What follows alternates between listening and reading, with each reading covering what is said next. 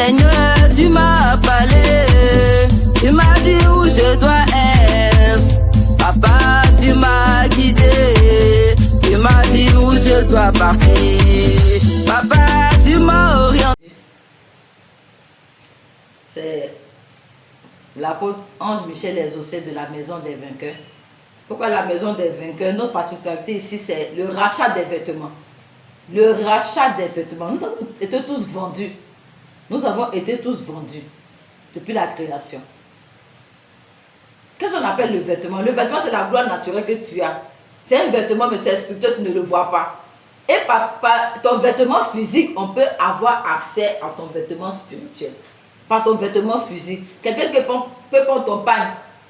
Un habit que tu portes, ton odeur est dedans. Et à cause de l'odeur qui est dans ce vêtement, il peut avoir accès à ton vêtement spirituel. Je t'explique. Il peut prendre ton vêtement, aller chez un marabout, pouvoir te faire du mal. Tu n'es pas là-bas, mais le vêtement te représente parce que ton odeur est dedans. Les vêtements, ce sont des odeurs. Bien aimé, quelqu'un peut prendre ton vêtement et puis te donner une odeur sale. Tu sens mauvaise, tu sens spirituellement. Il te salit. Ça fait que ta gloire ne peut pas descendre.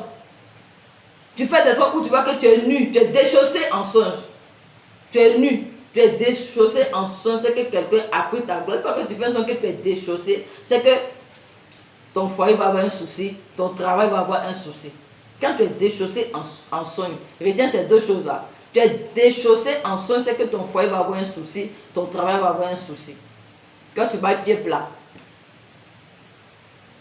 Donc quand l'ennemi prend le vêtement physique, automatiquement il a accès à ton vêtement spirituel, à ton odeur. Et à travers ton vêtement physique, il peut te détruire. Comment ça va qu'on a pris ton vêtement pour aller faire quelque chose? Tu te vois dans une porte fermée. Tu peux faire un son où tu vois que dans une porte fermée où tu ne peux pas sortir. Quelqu'un a pris ton vêtement. Il t'a mis en prison spirituellement, il t'a limité. Et lui, il prospère à ta place. Lui, il prospère à ta place. On le voit souvent chez les marabouts. Quand tu arrives chez le marabout est venu pour être riche. Le marabout n'a pas créé de richesse. Ce n'est pas lui qui a créé ce monde. Il n'a pas créé de richesse. Donc quand tu vas chez lui, qu'est-ce qu'il va? Lui, il déplace. Quand tu vas chez lui, qu'est-ce qu'il fait? Lui, il déplace. Il regarde derrière toi, dans ta famille, autour de toi. S'il y a quelqu'un qui est béni, qui est là, qui est faible spirituellement, qui ne peut pas, il prend sa gloire et puis il donne à celui qui est parti voir le marabout. Il peut prendre la gloire de son frère, la gloire d'un ami, la gloire de sa femme, même d'enfant, et puis il donne à cette personne-là. Le marabout a déplacé. Une fois que cette personne prend ta gloire, c'est comme spirituellement, toi, tu es vide, tu es nu. Pendant qu'il prend quelque chose de toi, c'est avec un habit qui fait ça. Donc quand il a réussi à faire ça, c'est fini. Spirituellement, tout ce que tu pries, tout ce que tu demandes, là, tu ne peux pas avoir, parce que c'est lui qui reçoit. Tu as l'impression que quelqu'un te suit. Quand une bonne nouvelle doit arriver, puis ça disparaît. Tu attends quelque chose, tout est propre, il n'y a même pas de problème, mais à la dernière minute, ça échoue.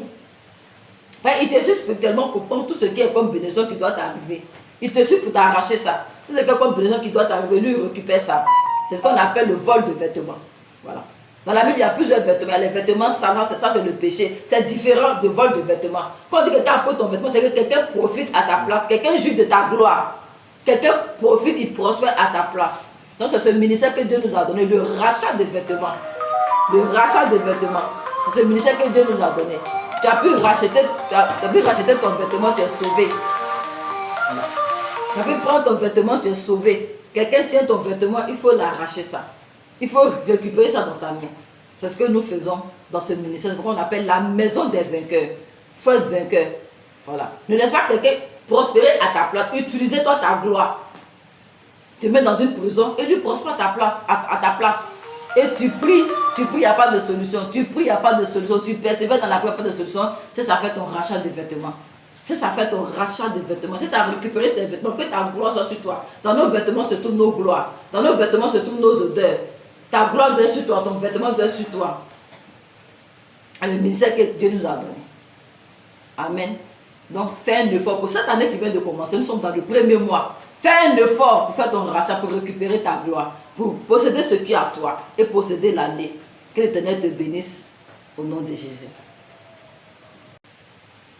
Tu as bien même, si on veut aller encore plus loin, avant même qu'il ne naisse, avant qu'il ne vienne dans ce monde pour la mission, Dieu savait déjà qu'il allait vaincre la mort.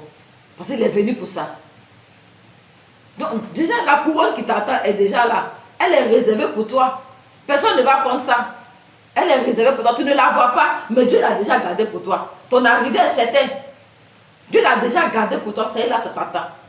C'est à toi maintenant de marcher pour aller vers cette gloire-là, pour posséder. C'est à toi maintenant de marcher. Dieu t'envoie dans une mission. Oh Seigneur, comment j'ai fait pour m'en sortir? Est-ce que je peux m'en sortir? Si t'envoie dans cette mission, c'est qu'il y a quelque chose de gloire qui t'attend à la fin. Il y a quelque chose de précieux qui t'attend à la fin. Il faut partir, puis tu vas voir. Si t'envoies, c'est que la gloire t'attend déjà à la fin. Maintenant, tu peux passer par des petites difficultés. Il ne faut pas dire que non, Seigneur, où es-tu? Il est là. Il est là. Il a déjà béni ton arrivée. Il a déjà béni ton arrivée. Mais par où tu vas passer pour pouvoir prendre là? Là, ça dépend de toi maintenant. Tout est là, la parole, la foi, tout et tout. C'est là que tu vas prendre. C'est pour ça que tu vas posséder maintenant ce qui est à toi. Donc, il faut garder cette foi et prie. Prie. Il faut avoir une vie de prière, une vie de consécration, de prière. Pouvoir posséder pour tout ce qui est à toi.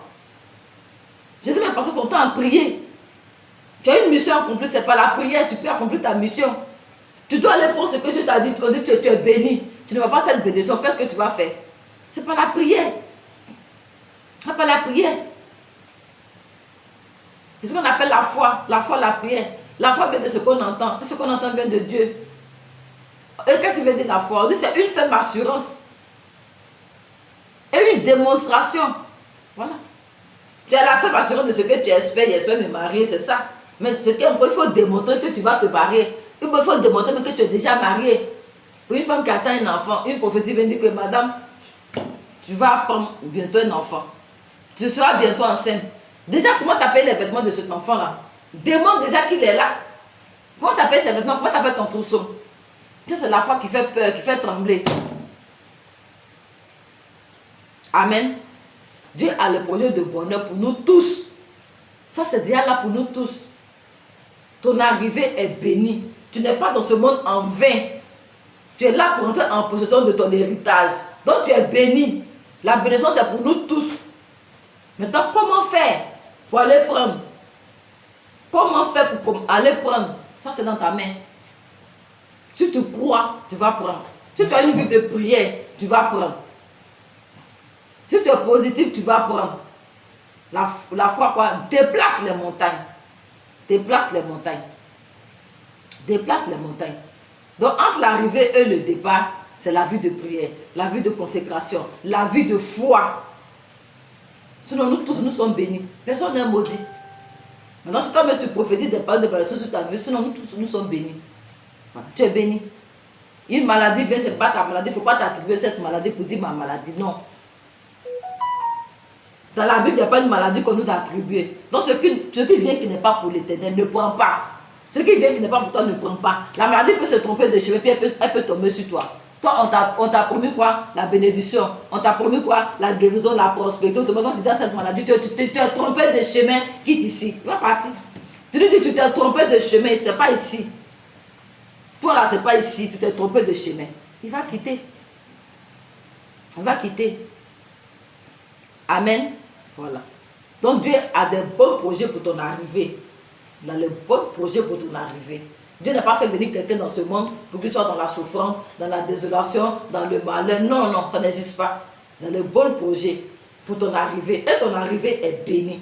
Maintenant, c'est à toi maintenant d'aller vers cette bénédiction-là. Voilà. De démarrer. Si Jésus n'est pas secret d'aller à la croix, il n'allait jamais être ressuscité. Il n'allait jamais avoir le nom au-dessus de tout nom. C'est après sa résurrection qu'il a eu ce nom-là. Au début, on disait Jésus, mais c'est un nom ordinaire. Mais quand il a vaincu la mort, c'est dans ce nom qu'on va être sauvé. C'est comme ça. Mais il allait à la croix d'abord. Il a payé le prix d'abord. Le prix de la mission a été payé avant qu'il ait ce nom-là. Avant que nous tous on respecte ce nom. Les apôtres ont respecté ce nom. Quand ils l'ont vu ressusciter, c'est parce que les ressuscitations, s'ils n'étaient pas ressuscités, on n'allait plus en parler. Quand ils l'ont vu ressusciter. Mais quand il venait déjà dans ce monde, son arrivée était déjà bénie par l'Éternel. Mais il y avait un parcours, il y avait un chemin qu'il devait faire pour arriver là. Donc bien aimé, que l'Éternel te fortifie pour ce chemin-là. Qu'il te fortifie pour que tu arrives dans ce chemin glorieux-là. Qu'il te fortifie, sont des étapes. Donc va vers ton arrivée. Va vers ton chemin de gloire. Sois béni, sois glorifié au nom de Jésus.